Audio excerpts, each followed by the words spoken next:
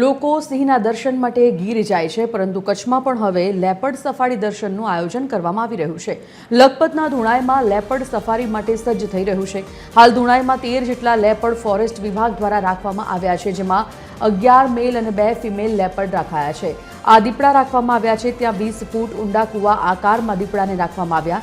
આ ઉપરાંત દીપડા સ્વતંત્ર રહી શકે તે માટે 13 પાંજરા બનાવવામાં આવ્યા છે। ભવિષ્યમાં લેપર્ડ સફારી માટે મંજૂરી આપવા માટે પ્રવાસન વિભાગ સમક્ષ દરખાસ્ત પણ કરવામાં આવી છે। મંજૂરી મળી જશે એટલે લખપતમાં પણ પ્રવાસીઓ આવશે અને સ્થાનિક લોકોને રોજગારી પણ મળી રહેશે।